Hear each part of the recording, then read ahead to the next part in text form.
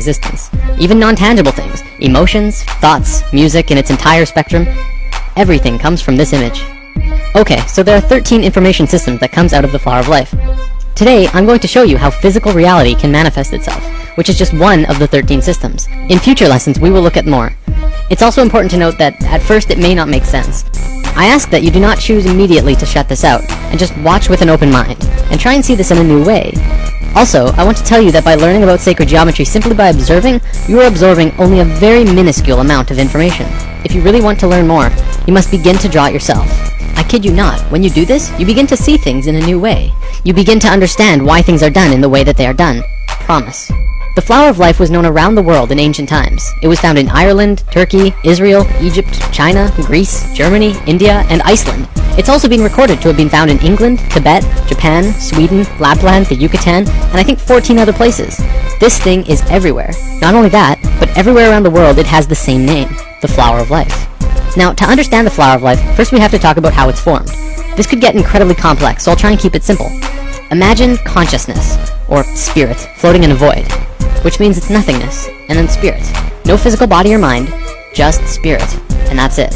Then blackness, essentially nothing, all around the spirit, for infinite. Spirit decides to do something, so it expands its consciousness all around itself as far as it can go without moving. It creates a sphere around itself. This is the first circle in the Flower of Life. Then, spirit has an awareness of what's around itself in 360 degrees. It moves to the very edge of the sphere anywhere, and repeats what it did the first time. It creates this image, which also creates the Vesica Pisces. Within the Vesica Pisces is a vast and incredible amount of knowledge about width, proportion, depth. Also comes the square roots of 2, 3, and 5, which are all numbers that go on forever. But even more interestingly, comes geometric information about light. We'll talk about that in a moment. Now, spirit has no choice but to do it again. Spirit is flawless, and therefore it will move flawlessly, creating the next circle either here or here, exactly one radius away from the other circle next to it. Every time spirit moves another sphere, more and more knowledge comes out of the image that is created. The first complete image to be formed is this. It has two names, the Seed of Life, or the Genesis pattern, and for good reason. Now, let's look at the book of Genesis for a second. Each of these movements, or creations of circles, can be seen as another day. On the first movement, the second sphere, it created knowledge about not only mathematical proportions, but light. The first sentence of Genesis says, "The earth was without form and void, and that the Spirit of God moved upon the face of the waters." In the very next sentence, God says, "Let there be light." The key here is in the order. The movement happened first, then light happened immediately after. Well, but what about the waters? Well, you have to remember, the Bible has been changed over time a lot. The ancient Egyptians would say that the way our modern Bibles begin creation is impossible, especially if you think about it from a physics point of view. Imagine a dark, infinite space that goes on forever and ever in all directions. You're just floating there with nothing. You can't really fall, but where would you fall to? From a purely physics or mathematical point of view, motion itself, or kinetic energy, is absolutely impossible in a void. You can't even rotate, because motion cannot become real unless there's one other object in the space around you. So the ancient Egyptians would say that before God moved upon the face of the waters, it would first have to create something to move relative to. So, Genesis pattern, after 3 spheres, you get the Holy Trinity. Another interesting one, it says in many Bibles of the world, not just the Christian Bible, that on the 4th day of Genesis, exactly 1/2 of creation was completed. Starting from the first motion, exactly 1/2 of the circles were formed on the 4th day. 5th day of Genesis, 6th circle, more information, and then on the 6th day, a geometric miracle takes place. The last circle forms a complete 6-petaled flower. This is what many earlier Bibles meant when they said, "In the beginning there were 6." Our Bible even said creation was formed in 6 days, and this fits exactly. This is the pattern of Genesis, and so it's called the Genesis pattern. It's also the beginning of the creation of the universe that we live in. These original movements of spirit are really important, but now let's look at something even cooler. Another image that comes out of this pattern is this. It's called the Tree of Life. Many may recognize this as the Jewish or Hebrew Kabbalah, but the Kabbalah did not originate this image, and there is proof. The Tree of Life does not belong to any culture, not even the Egyptians, who carved the Tree of Life on 2 sets of 3 pillars at Karnak Temple, Luxor, over 5,000 years ago. It's outside any race or religion, as with all of these images. They are patterns that are intimately connected with nature. You'll also notice that every circle on the Tree of Life is either the length or width of the Vesica Pisces. The second image beyond Genesis in the Flower of Life is the Egg of Life. This is formed during the second vortex motion. Upon its completion, it creates an image like this, a 3-dimensional shape that you can hold in your hand. If you were to connect their centers, you would see a cube. So what? Who cares? Well, the ancient Egyptians did, because they were concerned with creation, life, and death. They called this cluster of spheres the Egg of Life. You probably won't believe me just yet, but this shape is the morphogenic structure that created your body. Your entire physical existence is dependent on the egg of life structure, and everything about you was created from that form. Everything from your eye color to how long your fingers are. This is a whole lesson on its own, so let's move on for now. All around the world, the flower of life was always made the exact same way. See, this pattern can clearly go on forever. However, they always stopped after 19 circles. Why? Well, because they didn't want you to see what I'm about to show you. Back then, this image and knowledge was so sacred that they couldn't allow it to become common knowledge. It was appropriate at that time. However, now we either use the information or fall further into darkness. In biology, all cells have a zona pellucida around the edge. These circles around the flower of life are the zona pellucida of the flower of life.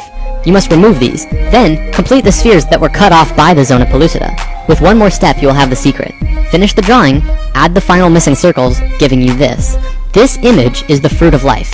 This pattern of 13 circles is one of the holiest, most sacred forms in existence. It's called the fruit because it is the result, the fruit, from which the fabric of the details of the reality were created. Remember when we talked about male and female energy, lesson 4? As you can see, this image is female. It has no straight lines. However, when you combine male lines with these female circles, something amazing happens. What you do is draw a straight line from the very center of every single circle to every other circle in this image. When you do this, you get an image which is known throughout the universe, everywhere, as Metatron's cube. It is one of the most important informational systems in the universe, one of the basic creation patterns in existence. So what is Metatron's cube? Well, anyone who has studied sacred geometry, or even regular geometry for that matter, knows that there are 5 unique shapes in the universe, and that they are crucial to understanding both regular and sacred geometry. They are called the Platonic solids. A Platonic solid has certain characteristics by definition. First of all of its faces are the same size. For example, a cube, the most well-known Platonic solid, has a square on every face, so all of its faces are the same size. Secondly, the edges of the Platonic solids are all the same length.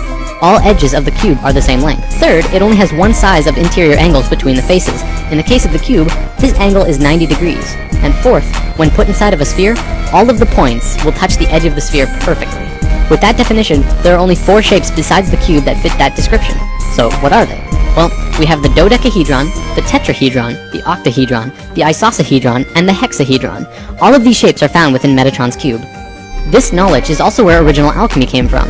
The ancient alchemists and great souls like Pythagoras, father of Greece, considered each shape to have an elemental aspect to them. The tetrahedron was considered fire, the cube was earth, the octahedron was air, the isosahedron was water, and the dodecahedron was ether.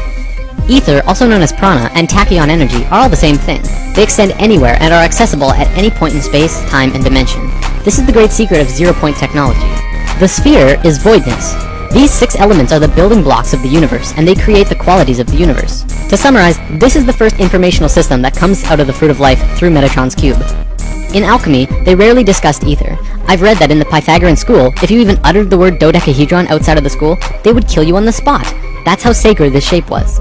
200 years later, when Plato was alive, he would discuss it, but only very carefully. This is because the dodecahedron is near the outer edge in your energy field, and is the highest form of consciousness. There's quite a bit more here, but I don't think I can go much further on it right now. Anyways, recognize this? The periodic table of elements? Every single element on this table has a geometric relation to one of these 5 shapes. Modern scholars ridiculed this idea until the 1980s, when Professor Robert Moon at the University of Chicago demonstrated that the entire periodic table of elements, literally everything in the physical world, is based on these same 5 forms. In fact, throughout modern physics, chemistry, and biology, the sacred geometric patterns of creation are being rediscovered. Another example is the egg of life that I showed you earlier. Hopefully that will help you to understand just how incredible and important of a discovery this truly is. We have 5 Platonic geometries that form everything in creation, but we don't have... And that, my friend, is the secret of life, of all existence.